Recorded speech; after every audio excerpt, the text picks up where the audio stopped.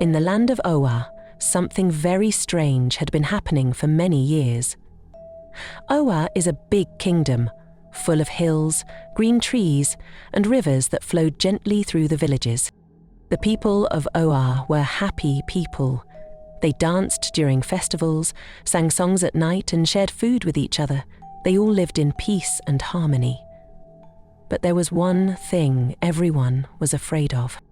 A long time ago, the elders said twins bring bad luck. They believed if someone gave birth to 2 babies at once, sickness would come, crops would stop growing, and people would. Because of this, the king of Oa made a rule.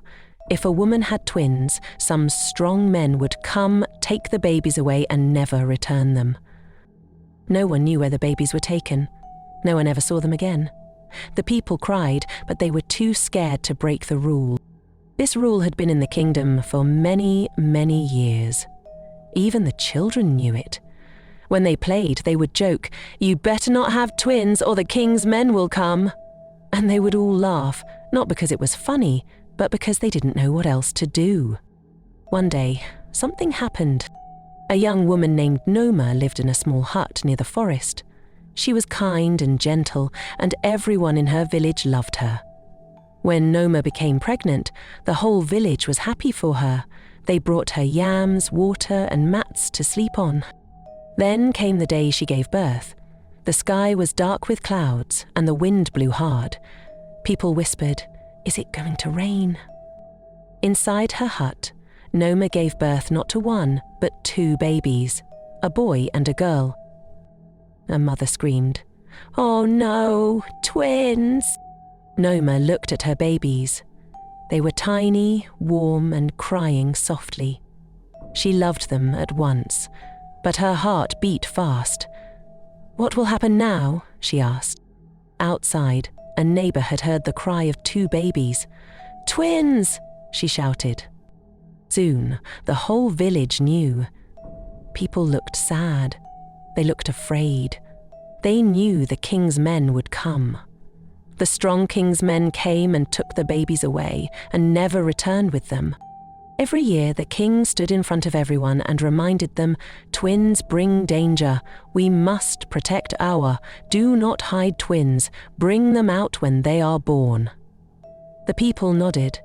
They didn't like the rule, but they obeyed the king. If they didn't, they could be punished or thrown out of the village. But something strange was happening in the king's palace. The king of Oa did not have a child.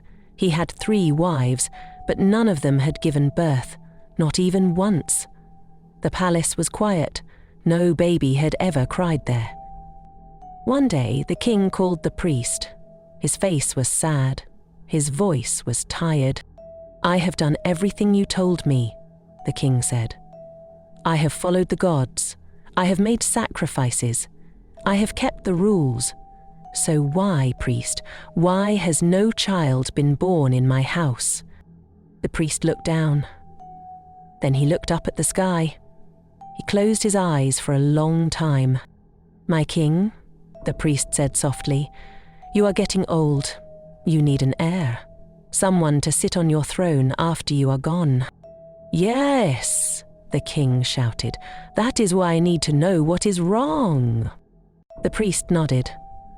"The gods have spoken again. You must take a new wife, one chosen by the gods. We will make the preparations. But, my king, you must heed all warnings. You must obey everything, even if it sounds strange." The king looked confused. "What kind of warning?" "You will see," the priest said. "When the time comes, do not fight it." And with that, the priest walked away, his staff tapping the ground, leaving the king deep in thought. King Oa listened to the priest and did not waste time. He agreed to do as the gods said. Soon, a new woman was brought to the palace. Her name was Adu. Adu was not like the other queens. She was very beautiful, with bright eyes and smooth skin. But it wasn't just her looks that made her special. Adu was kind, humble, and respectful. She greeted everyone with a smile. She spoke gently to the king's guards. She helped the old women sweep the palace yard. Even the palace slaves said, Queen Adu is good to us. She treats us like people, not like animals. Soon, the day of her wedding came. It was a big celebration.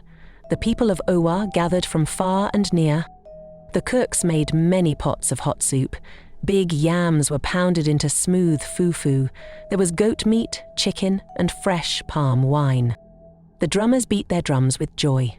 Dum, dum, dum, dum. The dancers moved their feet to the rhythm. Children ran around laughing. The air was filled with music, smoke, and the sweet smell of food. When the king placed a red bead on Adu's neck, the crowd clapped and shouted, "Long live Queen Adu!" From that day, Queen Adu became the fourth queen of Owa Kingdom. She was different from the other queens. She didn't show off or command people around. She greeted the maids by name. She listened to the village women who came to the palace with their problems. The people started to love her very much. Even the other queens were surprised. "She is too calm," one whispered. "But she's also wise," another replied. Months passed, and something wonderful happened. Queen Adu got pregnant. When the king heard the news, he shouted with joy. He danced in the palace yard. He gave money to the drummers and told the cooks to prepare sweet meals for everyone. The whole kingdom was happy. The king, at last, was going to have a child. The priest came and spoke softly to the king. "Do not forget the warnings, my king. This child will be different. You must be ready." The king nodded, though he didn't really understand. As the months went by, Queen Adu's belly grew round and full. She glowed like the morning sun. People brought her gifts, cloth, oil, and fruit. She thanked them all with smiles. The day of birth was coming closer. Everyone waited. The king waited. The palace waited. But no one knew that something was about to happen. Queen Adu still looked very beautiful, even with her big round belly. She walked slowly through the palace halls, smiling kindly to everyone, just like before. But things had started to change. The other wives, Queen Naomi, Queen Bisi, and Queen Tara, were no longer smiling at her. Instead, they would look at her with sharp eyes. They whispered and pointed fingers when she walked past. "She thinks she's special," Queen Bisi said. "She acts like a saint," Queen Tara added. They were jealous. Jealous because the king now spent more time with Queen Adu. Jealous because she was the one carrying his first child. One hot afternoon, the palace seer, a woman with white chalk on her face and cowrie shells in her hair, came to check on Queen Adu. She placed her hand gently on Adu's wrist to feel her pulse. She closed her eyes. She hummed softly. Then she placed both hands on Adu's belly and listened. After a long time, she opened her eyes wide and stood up quickly. "What is it?" Queen Adu asked. The seer stepped back. "My queen, there are not one, but 2 children in your womb." Queen Adu gasped. "Twins!" The seer nodded slowly. "Yes, twins. A boy and a girl. They are strong. The gods have sent them." But as soon as this news spread, the palace was shaken. Servants whispered in corners, guards exchanged glances. The air felt heavy. When the king heard, he was furious. He hit his staff on the floor. "No exceptions," the king roared. "You all know the law. Twins bring bad luck. The babies must be taken away." The priest bowed his head but said nothing. Meanwhile, the 3 queens were smiling. That evening, they sat under a mango tree in the palace yard, selecting colourful beads for new royal necklaces. The sun was setting, and the air was cool. Queen Naomi, with a wicked grin, picked up a red bead and said, "Thank the gods, her babies will be taken away and things will go back to normal." "Yes," said Queen Bisi, "no more pretending. She will not be queen for long. And maybe the king will return to us," added Queen Tara. They all laughed quietly, their hands working fast, their eyes full of joy at Queen Adu's pain. But what they didn't know was that a young maid had overheard them. The maid ran to tell Queen Edu. "My queen," she said, falling to her knees. "They are planning bad things. They are happy your babies will be taken. I heard it with my own ears." Queen Adu's hands trembled. She held her belly. "What have I done to deserve this?" She sat in her room, thinking and thinking. Her heart beat fast. She remembered the villagers. Some of them had already started to look at her strangely. "That's the queen with twins in her belly," they whispered. "Trouble is coming to Awa," others said. Why would the king allow such a curse inside the palace? Even the little children who once waved at her now ran away when she came near. Queen Adu felt alone. She couldn't sleep. She couldn't eat. She sat by her window and cried quietly every night. The moon looked down at her, and the stars blinked gently, as if trying to comfort her. One evening, she spoke to her unborn children. "My little ones," she whispered, "they think you are a curse. But I know you are not. You are gifts. You are light. You are mine, and I will protect you no matter what." But she didn't know how. In the days that followed, her belly grew bigger, her feet swelled, her back ached, but she kept walking, kept smiling, even when people didn't smile back. One night, she had a dream. In the dream, she was standing on top of a hill with her babies in her arms. The sky was dark, but a light shone on her. A voice said, "Do not fear, your children are not a curse. They are the key to Owa's freedom." She woke up sweating, her heart beat fast. She remembered the priest's words. "This child will be different. You must be ready." Now she understood.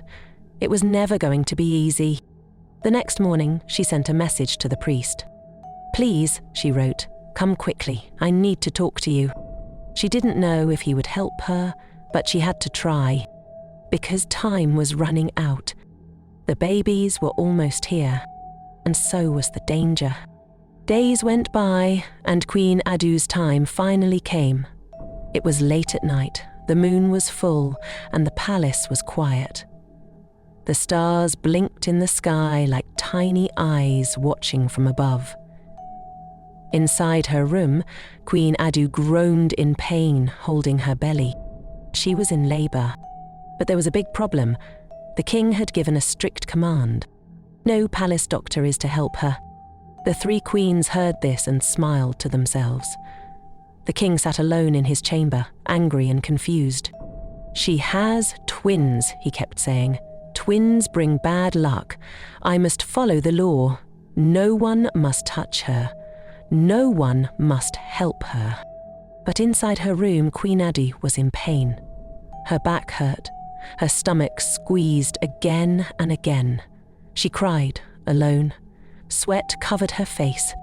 Then, someone knocked softly. It was a young palace slave, a girl named Zila. She was the same maid who had once warned Adu about the jealous queens. She loved Queen Adu because of her kindness. Zila whispered, "My queen, I'm here. I will help you. You were good to me. I will not leave you." Queen Adu held her hand tightly and nodded. "Thank you, Zila. The gods will bless you for this." Together, the two of them worked through the night. Adu screamed in pain. Zila held her, wiped her sweat, and whispered softly, "You are strong. Your babies are strong. You can do this." Then, just before sunrise, the first baby came out, crying loudly. Then the second followed, another loud cry. 2 babies, twins, a boy and a girl. Zila wrapped them in white cloth and placed them in Queen Adu's arms. Adu held them close, tears rolling down her cheeks. "My babies," she whispered, "my gifts from the gods. No one will take you from me, not while I live." But outside the room, the guards heard the cries. "The babies are born," one shouted. The strong men that were chosen by the king stepped forward. Their faces were hard, their arms thick like tree trunks. They marched to the door with heavy steps. They had been waiting all night.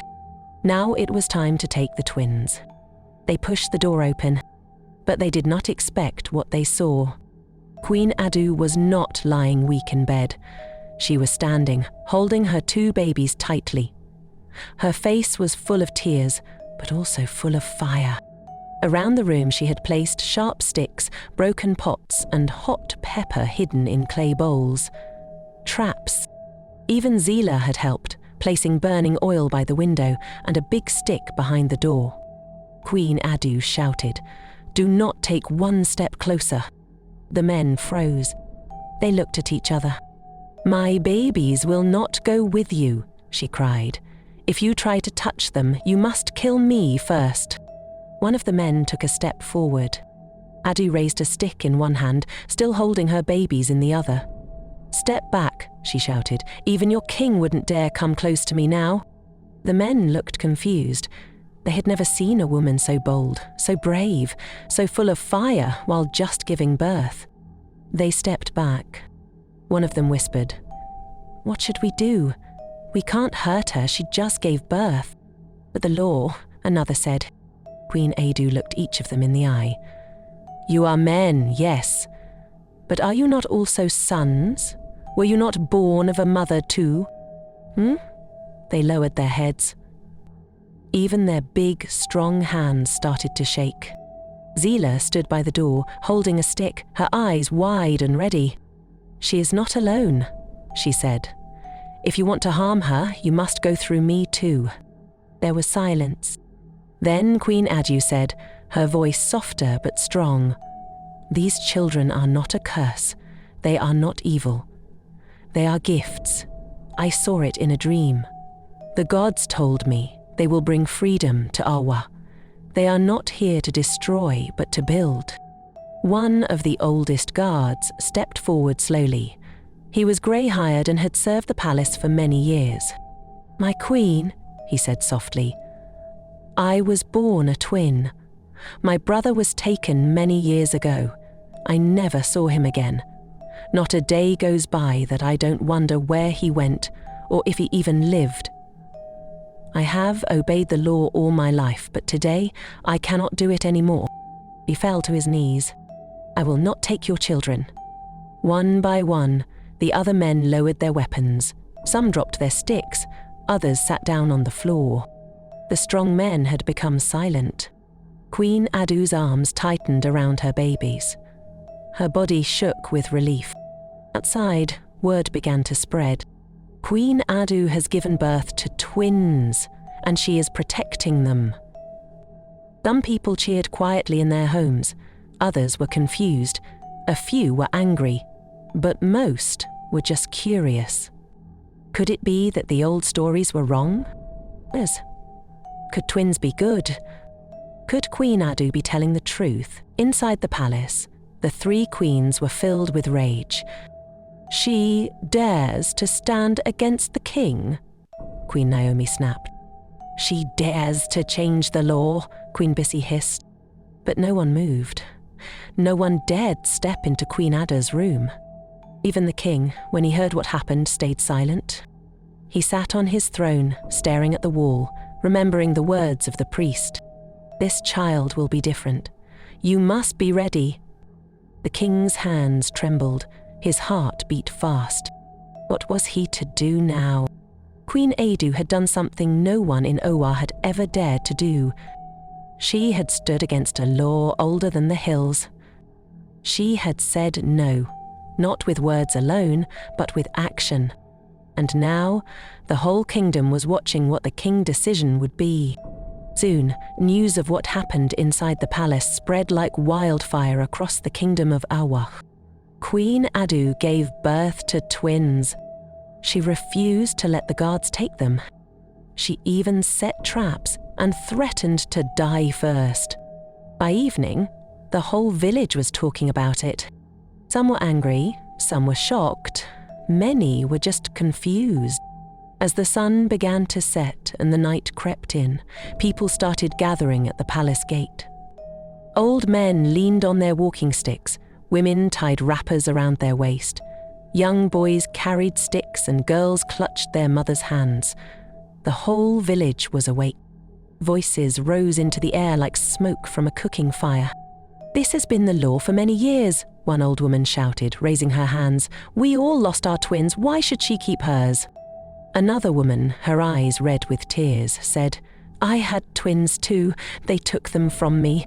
The law must not change now." A man with a deep voice shouted, "If she breaks the law, others will too. What kind of kingdom will this be?" Some nodded, others shook their heads. Not everyone agreed. A quiet man in the crowd finally spoke. "But maybe it's time to ask, what if the law is wrong?" The crowd grew louder. Voices rose, clashed, and tangled together. "We want to hear from the king. Let the king speak. He must decide now. Let him tell us what will happen to the babies." The people sang songs as they waited. Songs of sorrow, songs of anger, and songs of hope. They sang until their throats were dry. They stayed until the cock crowed in the early morning. The king's palace gates remained shut. Inside the palace, the guards who had gone to Queen Adu's room returned to the king. They bowed low before him. "My king," the oldest girl said, "we could not take the children." The king looked up slowly. "Why?" The guard looked down. "Because." She stood in front of them. She was ready to die. Another guard added. "She set traps. She cried and held them tightly. My king, we could not do it. Something in her eyes stopped us." The room was silent.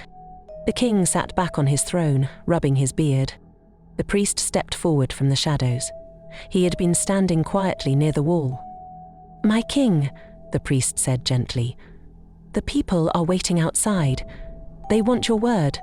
They want to know what you will do." King Oa closed his eyes. He could hear the people outside, their shouts, their cries, their songs. They were angry, but they were also afraid. Afraid of change, afraid of the unknown. His mind was troubled. He remembered his own childless nights.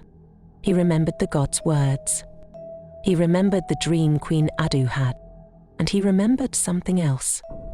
Something deep in his heart. His love for the two tiny babies who had come into the world, innocent and full of life. He had not even seen them yet. The law was old. The law was strong. But the law had brought tears, not joy. Still, the people waited. The villagers grew restless. The cock had crowed, morning was here. And the king of Oa had to choose. The sun slowly rose over the kingdom of Oa. Its golden light touched the trees, the hills, and the wide palace gate where the villagers stood. They had waited all night. No one had gone home. No one had slept. The crowd had grown bigger. People from nearby villages had joined them. Children sat on the ground, tired but wide-eyed. Mothers rocked their babies. Fathers stood with folded arms. All eyes were on the palace. Then, the palace doors opened. Two guards stepped out. Behind them came the priest, holding a long staff. And then, King Oa himself walked into the morning light. He wore his royal robe, and his crown rested gently on his head. But his face did not look proud. He looked tired and troubled. The people fell silent. He raised his hand. "My people," he said. The crowd listened. "I have heard your cries," the king said. "I have seen your anger, your tears, and your questions." He looked around at the faces before him. For many years, this kingdom has followed one law, a law that says twins bring bad luck, a law that has taken many babies away, a law that we believed kept us safe. The people nodded. "Yes," someone shouted. "It must stay the same," another cried. But the king raised his hand again. "This law," he continued, "was made a long time ago by people who were afraid of what they didn't understand, afraid of change. And so they called something beautiful a curse." Some people gasped. Others looked at each other. I was afraid too, the king said softly. I followed this law because I thought it would protect us. But now... He paused. His voice became quiet. Now I have twins in my own house. A woman in the crowd covered her mouth in shock. My wife, Queen Adu, has given birth to a boy and a girl, and when I heard their cries, something in my heart changed. I have not even touched them, but already they have touched me. He looked up at the sky. I asked the gods for children. I waited many years, and now they have given me 2 at once. Is that a curse? The crowd murmured. Is joy a curse? He asked again. No, someone whispered. These children are not evil, the king said. They are not danger, they are a gift. And maybe, just maybe, the gods are telling us that it's time to let go of fear. The people were silent. The king took a deep breath. So today I make a new law. From this day on, twins will no longer be taken away. They will be loved, raised, and honored like all other children. The people gasped again. Some cheered, some cried. A few shook their heads in disbelief. The king looked out at them with gentle eyes. I know this change is hard, but it is right. The pain of the past cannot be changed, but the future can be better. My children will stay, and so will every twin born in this land from now on. Then he turned to the guard beside him. Send word to Queen Adu. Tell her, I want to see my children. The crowd stood still for a moment. Then one voice shouted, Then what about the family? This law has caused them pain, and another joined. Soon the whole crowd was shouting, Watch out for part 2. Please. Don't forget to like, comment, and hit the subscribe button for more inspiring stories like this.